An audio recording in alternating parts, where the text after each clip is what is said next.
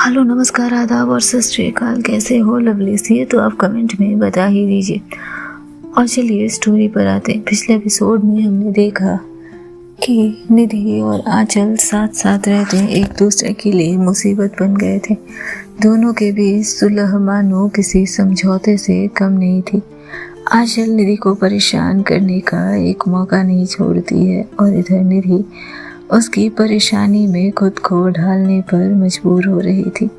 यह यूं कहें कि अब आंचल की परेशानी उसे पसंद आ रही थी। आंचल जब जब उसे परेशान करती उसे मानो उस चीज से फर्क पड़ने लगा था। अब आगे आज सुबह के क्लास के बाद वो दोपहर कुछ अलग थी। मौसम में हल्की ठंडक थी, जैसे हवा कुछ कह रही हो। कॉलेज कैंटीन की भीड़ से दूर निधि बॉटनी गार्डन के कोने में सिद्धांत के साथ बैठी थी। आखिर सिद्धांत ने तो उसे यहाँ बुलाया था। पिछले कई मुलाकात की तरह ये भी शुरू तो साधारण बातचीत से हुई, पर दोनों के भीतर कुछ ठहरा हुआ था। कुछ असमंजस की स्थिति थी, कुछ अनकहा था और कुछ ऐसी गहरी शांति मानो दोनों खूबसूरती से इसे एंजॉय कर रहे थे। निधि घास पर बैठे अपने हाथों से पत्तियां तोड़ रही थी, बिना मतलब, बस ध्यान बटाने के लिए। और सिद्धांत बीच बीच में उसे देखे जा रहा था। हालांकि थोड़ी देर के बाद खामोशी बढ़ने लगी थी और इस खामोशी को तोड़ना जरूरी था। सिद्धांत की आवाज टूटी हुई खामोशी में हल्की पड़ती है। तुम हमेशा इतना चुप रहती हो? निधि ने हल्के से मुस्कुराते हुए कहा। शायद, लेकिन चुप क्यों रहती हो? क्योंकि चुप रहना आसान लगता है, कम से कम कोई उम्मीद तो नहीं करता। सिद्धांत ने उसकी तरफ देखा।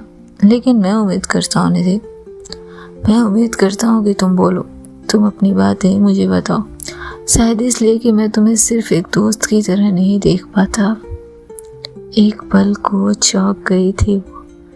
नजरें उठा के उसने सिद्धांत को देखा। उंगलियों में थमी पत्तियां गिर गई, हवा जैसे ठहर सी गई।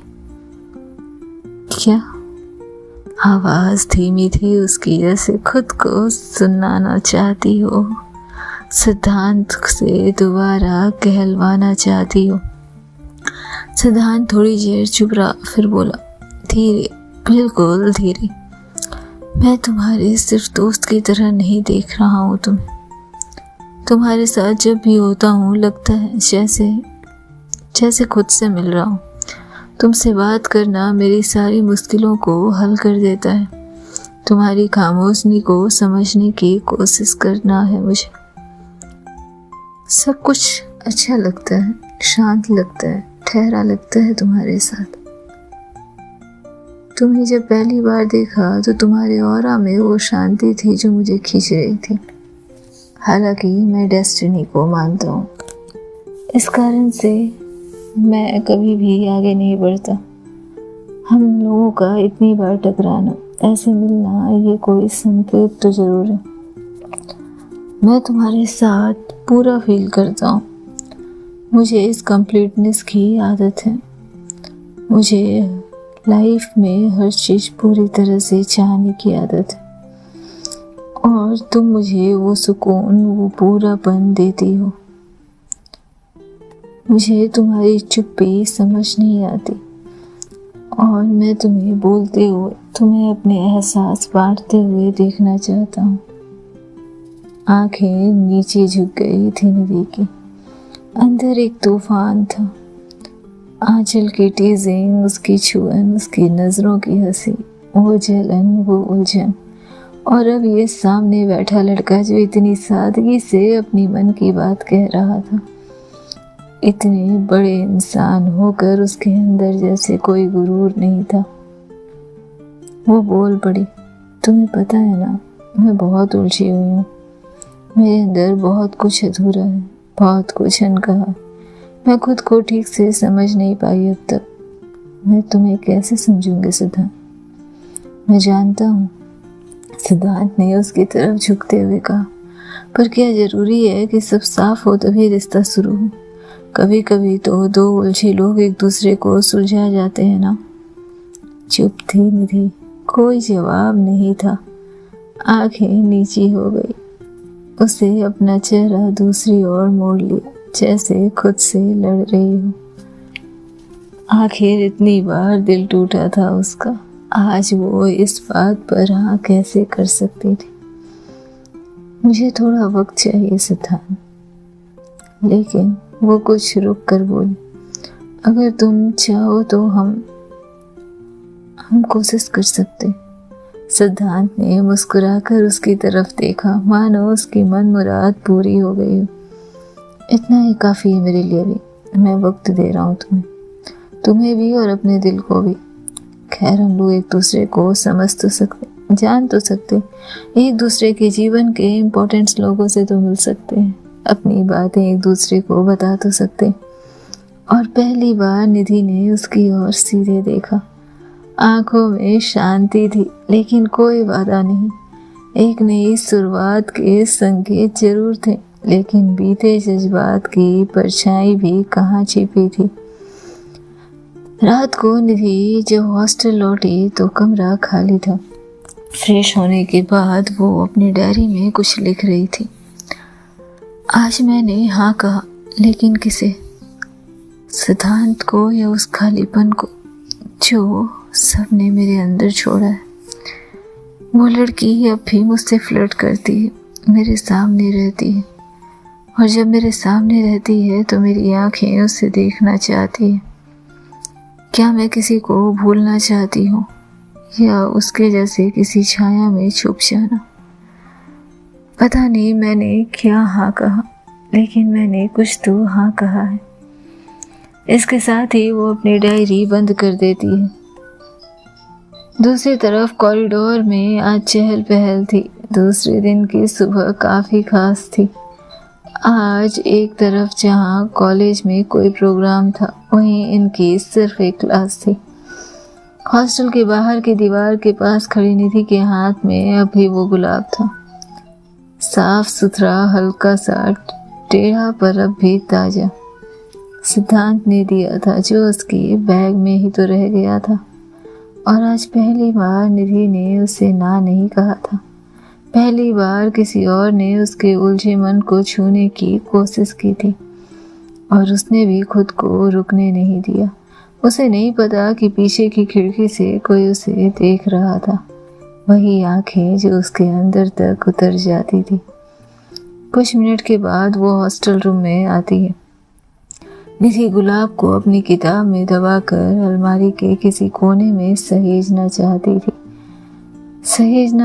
थी, रखना चाहती थी या छुपाना चाहती थी, नहीं पता, लेकिन वो उसे सहेज तो रही थी।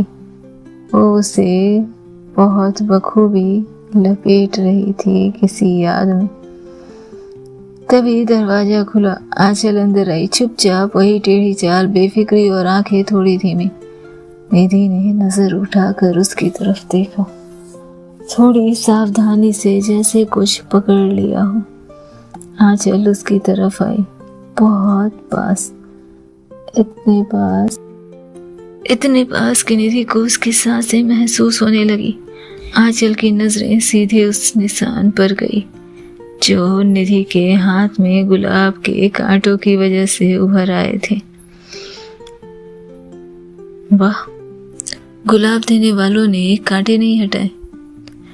मतलब अब मैडम को गुलाब की इतनी आदत है कि उन्हें कांटों की छुअन का भी एहसास नहीं। आंचल बस उसके हाथों को देखती है।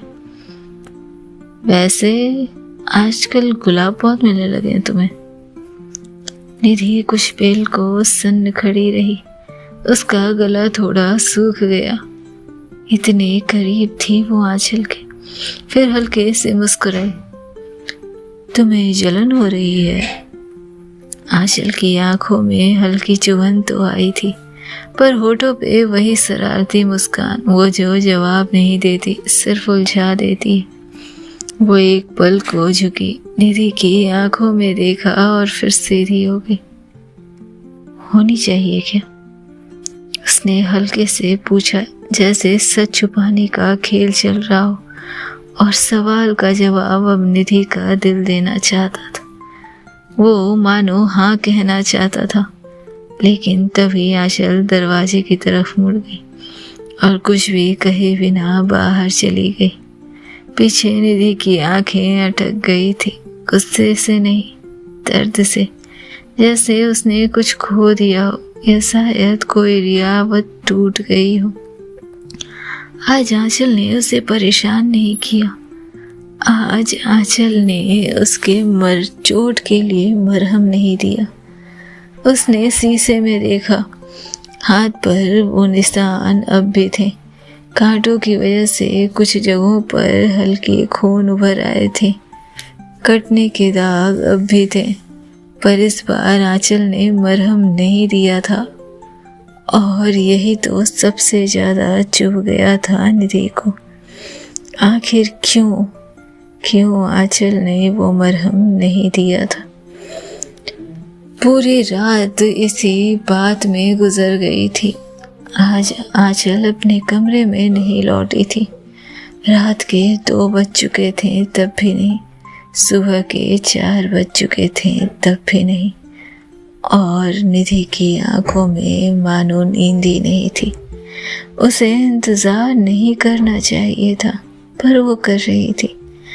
उसे राह नहीं देखना चाहिए था, पर वो देख रही थी। और खुद को समझाते हुए वो कहती है, ऐसा कुछ नहीं है, बस मुझे नींद नहीं आ रही। दूसरे दिन कमरे की हवा में अब वो सुकून नहीं रह गया था जो कभी पहली मुलाकातों में महसूस होता था। अब तो खामोशियों में भी शोर होने लगे थे। दोनों एक ही कमरे में रहते हुए भी अब जैसे एक दूसरे से छुप छुप कर जिए जा रही थी। दिन की शुरुआत फिर उसी अनकहे तनाव में हुई। निधि किताबों के पन्ने पलट रही थी, लेकिन उसका ध्यान हर दूसरे पल आंचल पर जाता, जो फोन पर मुस्कुराते हुए किसी से चैट कर रही थी। लेकिन एक बार भी नजरें उठाकर निधि को देखना जरूरी नहीं समझा था उसने।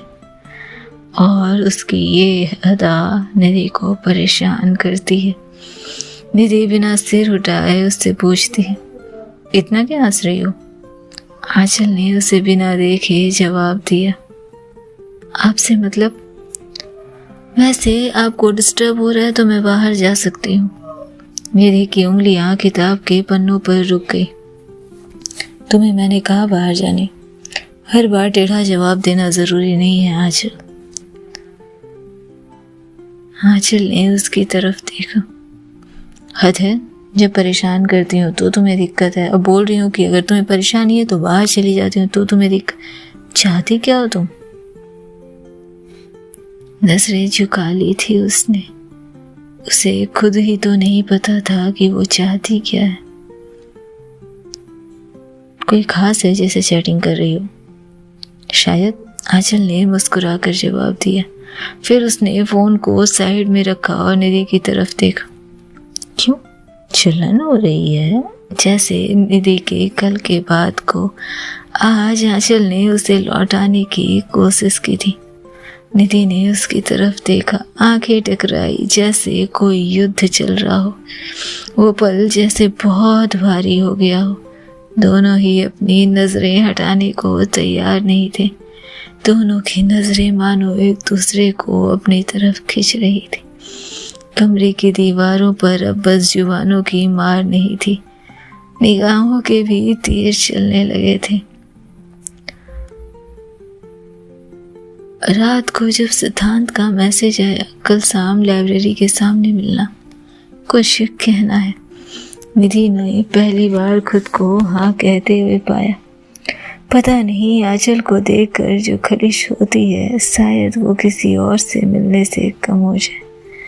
उसने खुद को समझाया था, लेकिन आज आंचल की आंखों में देखते हुए वो फिर से वही लगाव, वही खलिश और वही एहसास महसूस कर रही थी। आंचल थोड़ी देर उसे देखती रही, फिर फोन पर मैसेज आया और वो फोन उठाते हुए कमरे से बाहर चली जाती है। अगले दिन कॉलेज के बाहर जब आंचल अपने दोस्तों के साथ खड़ी थी और निधि सेंट्रल लाइब्रेरी की तरफ बढ़ रही थी, आंचल ने उसे कॉलेज कैंपस से बाहर जाते देख लिया था। निधि सिद्धांत से गुलाब लेती है और इसके साथ ही सिद्धांत के साथ सेंट्रल लाइब्रेरी के पास वाले कैफ़े में चली जाती। इधर आंचल पूरे दिन अपने दोस्तों के साथ थी, इधर उधर घूमती रही, लेकिन उसके दिमाग में अब भी वही नज़रें, वही निगाहें थी। उसे निहारती हुई मानो वो निगाहें कुछ कह रही थी। कमरे में वापस आके जो जंग शुरू हुई वो इमोशंस की तो नहीं थी। निधि जब कमरे में आई तो आंचल ने उससे कहा, वाह, आप कमरे में? ऐसे आजकल तो आप काफ़ी बाहर रहती हैं। निधि मानो कुछ झुझला गई थी। मिलकर तो वो सिद्धांत से आई थी, फिर ये झुझलाहट कैसी? तुम्हें क्या फ़र्क पड़ता है कि मैं किससे मिलने जाती हूँ आंचल? हर बार मेरे कदमों पर नज़र रखना ज़रूरी नहीं है। आंचल ने उसकी तरफ देखा, धीरे से मुस्कुराई और आगे बढ़कर उसके गले के पास हल्के से उंगलियों से उसे छुआ और फिर उसके गले पर अपनी पकड़ मजबूत कर दी। इस टोन में मुझसे बात मत करना निधि। और दूसरी बात, मुझे कोई फ़र्क नहीं पड़ता कि तुम किसी से मिलो, तुम कहीं जाओ। बस जब कोई सवाल करता है तो जवाब सलीके से देना सीखो, वरना तुम्हारे ही टोन में तुम्हें जवाब मिले तो तुम बिफर जाती। मैं बहुत संभलने की कोशिश कर रही हूँ, लेकिन इससे ज़्यादा बदलाव मुझसे एक्सपेक्ट मत करना। और इसके साथ ही उसके गले पर अपनी पकड़ को ढीली करते हुए आंचल कमरे से बाहर चली जाती है। आज उसके फ्रेंड्स के साथ उसकी पार्टी थी और ये बात निधि को बखूबी पता थी। आखिर सिद्धांत से मिलकर आते हुए उसने हॉस्टल के बाहर आंचल को एक लड़के के गले मिलते देखा जो उसके कंधे को सहला रहा था। आंचल बखूबी उसमें चिपके जा रही थी और इतनी खुशी से सिद्धांत से मिलकर आई निधि को ये बातें चुप गई थी। उस लड़के ने आंचल को पार्टी का इनविटेशन दिया था, जहाँ रात भर आंचल को वहीं रुकना था। निधि के लिए ये सबब किसी भी परेशानी से ज़्यादा थे। वो चाहती थी कि वो उसे बाहर जाने से रोके, वो चाहती थी कि वो उसे उस पार्टी में जाने से रोके। उसका दिल चाहता था कि वो उससे सवाल करे, उसे उस लड़के से दूर रहने के लिए कहे, पर सवाल था किस हक से। अगले कुछ दिन निधि ने जानबूझकर सिद्धांत से बात करना बढ़ा दिया था। लाइब्रेरी, कैंटीन, यहाँ तक कि क्लासेस के बीच भी उसके साथ देखी जाने लगी थी और पूरे कॉलेज में ये बातें फैल गई थी कि निधि किसी लड़के के साथ है।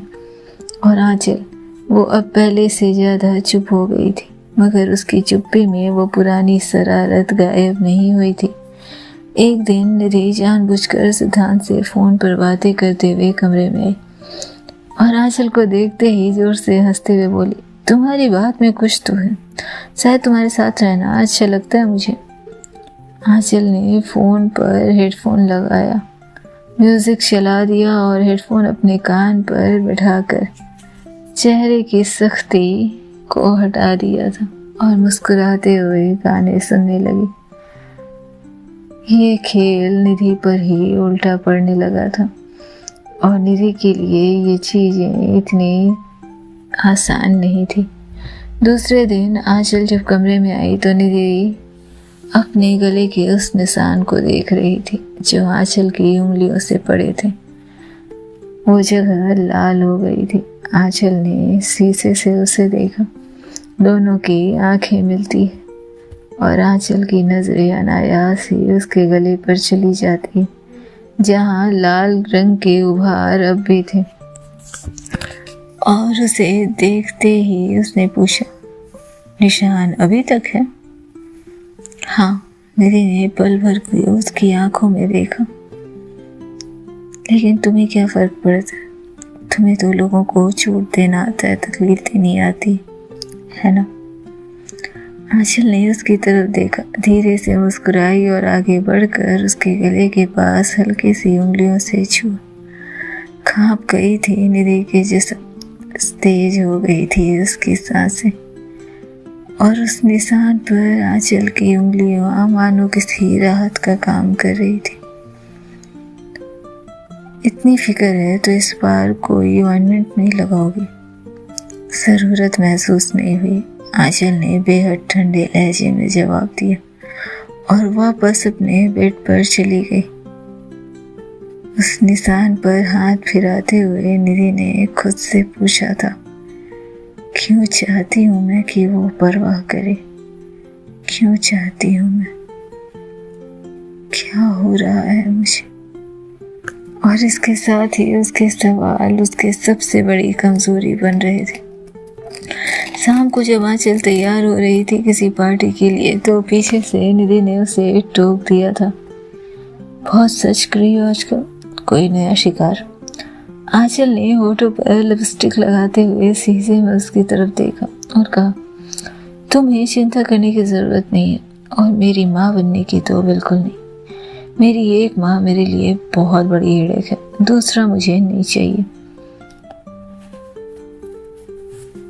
निधि ने उसकी तरफ शीशे से देखा, कुछ गजब ही लग रही थी आज आंचल।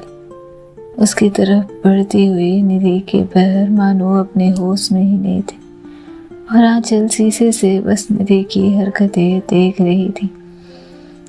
आंचल रुककर उसकी आंखों में झांकती है, एक पल को कुछ नहीं कहती, और फिर उसके करीब आई। क्या हो? अच्छी लग रही हो। वैसे कब तक आओगी? शायद नहीं भी हो, पार्टी थोड़ी लेट चलने वाली है, तो फ्रेंड्स के यहाँ रुक सकती हूँ। क्यों? ये कमरा तुम्हें काटने दौड़ता है? आंचल ने निधि को ऊपर से नीचे देखा और फिर उसके करीब आते हुए कहती है, सच कहूँ तो नहीं, लेकिन अगर तुम्हारी बात कहूँ तो हाँ, कुछ मामले तुम्हारे मुझे काटने को दौड़ते, नसों में छेद कर देते और दिमाग की नसों को ऐसे तड़तड़ाते कि मन करता है किसी की जान ले लो। सांसें तेज हो गई थी निधि की। आंचल की आंखों में कुछ तो था जो वो समझने की कोशिश कर रही थी। ठीक है, तुम मुझे वो आदत की लिस्ट दे देना, जैसे तुमने खुद को थोड़ा संभाला है, मैं थोड़ा खुद पर को बदल लूंगी। आंचल हल्का मुस्कुराती है और उसके और करीब आते हुए कहती है, क्यों मिस निधि, मेरी आदत तो नहीं हो रही ना तुम्हें? वैसे मेरी आदत मत लगाना, मेरी आदत बहुत खराब है और मैं कहीं भी नहीं टिकती, किसी एक की होकर नहीं रहती। तो यदि मेरी आदत लग गई तो मेरी जान तुम्हें कौन संभालेगा? इतना कहते हुए वो आंचल के गले पर किस करती है और अपना बैग उठाते हुए उसे आंख मारकर कमरे से बाहर चली जाती है। आंचल अब भी उसी कमरे में उसी शीशे के सामने खड़ी थी। उसे समझ भी नहीं आया कि क्या हुआ, ये किस तरह का एहसास था जो वो महसूस कर रही थी। उसे आंचल के लिए ये सब क्यों महसूस हो रहा था, और सबसे बड़ी बात कि निधि इसे और महसूस करना चाहती थी, वो इससे दूरी नहीं बनाना चाहती थी। और सबसे बड़ी बात, निधि जानती थी कि इसमें सिर्फ बर्बादी है, लेकिन आबाद होने की इच्छा खत्म हो रही थी। तभी अचानक से उसके फ़ोन बजता है और उस पर एक मैसेज आता है, कल हम दोनों फिर मिलने वाले, तुम्हारे लिए कुछ सरप्राइज है। सिद्धांत के इस मैसेज को देख निधि कश्मकश में थी। एक तरफ ये था जो उसके मन को, उसकी आत्मा को शांति देता था, और दूसरी तरफ आंचल थी जो उसे वो एहसास दे रही थी जो आज तक उसने महसूस नहीं की थी, जो उसके अंदर की हर शांति को उड़ा ले जा रही थी। किसी तूफान की तरह थी आंचल, और निधि मानो उस तूफान को जीना चाहती थी।